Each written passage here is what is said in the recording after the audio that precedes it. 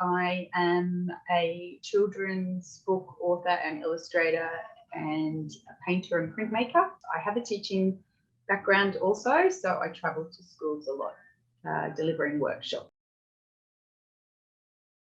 I was frustrated with particularly the business administration side of my work. I've never done any formal business training.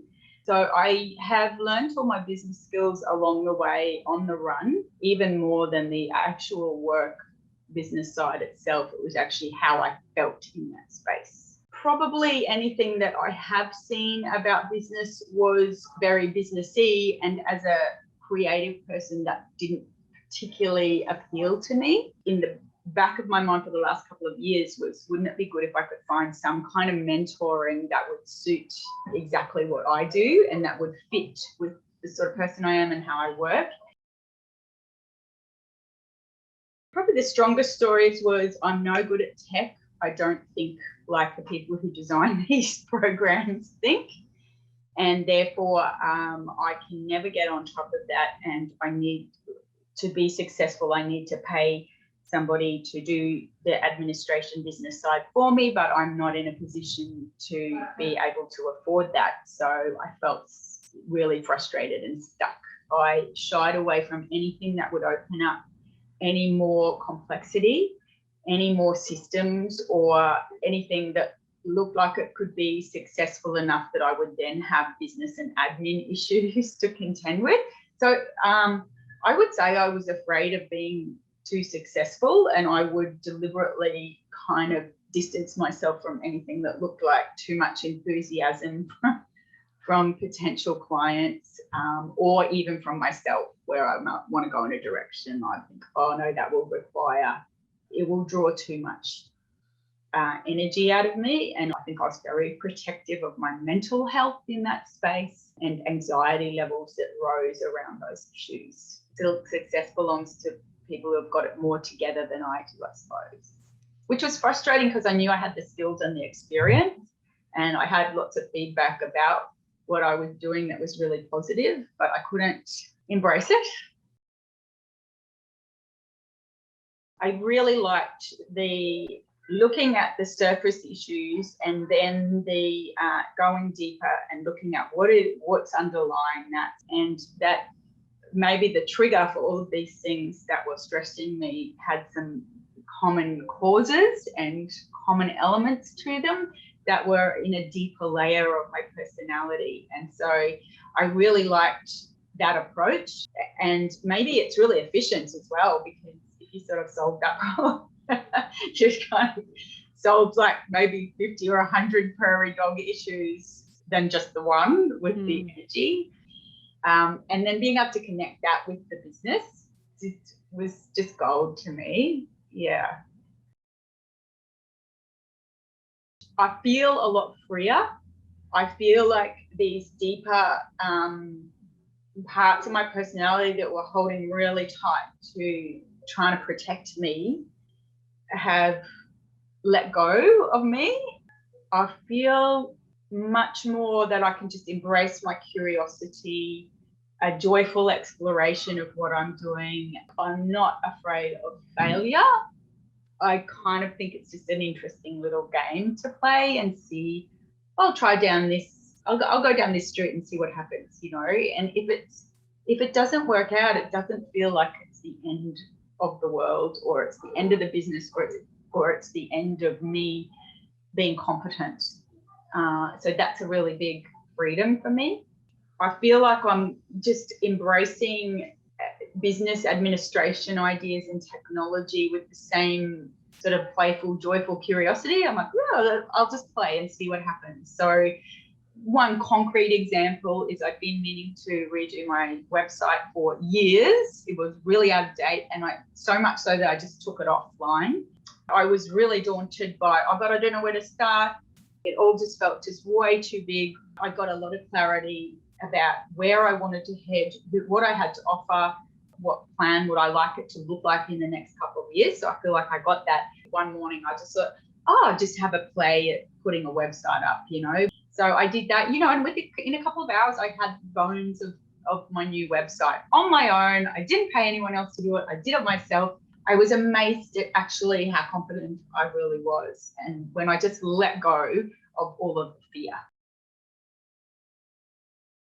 I was working with children and doing these fairly interactive, very creative workshops, but still connected to science and maths and literacy. In the deeper work that we did together, I think it became clear that I had these learning difficulties for a long time, sort of shame and anxiety around learning because of the ways I'd been shut down when I was younger.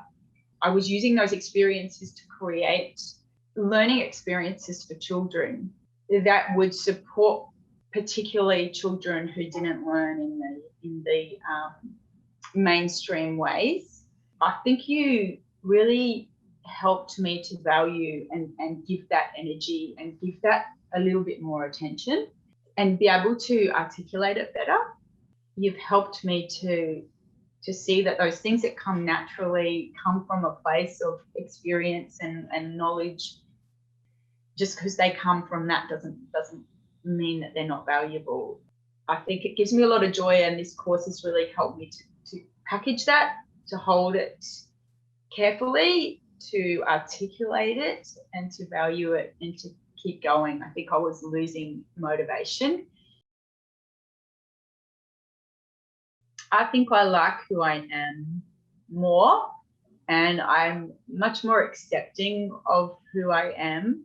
I have got like a broader playing field to be who I am. I'm not afraid to say yes because I feel like it's not going to drain me. I don't feel like it's going to suck energy out of me. And it's not even hard. I'm not having to do anything. It's just probably, like you say, take the brakes off and just open the gates a little bit and just let it happen. And the energy that was required to kind of close those doors, keep them shut, I just don't need that anymore. So I can just be more spontaneous, I think. Yeah. I think I'm valuing my vision and what I do a lot more. And I'm seeing it as unique and my own special brand of magic, and realizing that that is actually unique and special and necessary. No one's going to know about it if I don't get out there and share it. It is something that I have to offer. I feel in the way that I am pursuing my day-to-day goals, it feels really clear and streamlined and simple and joyful and straightforward.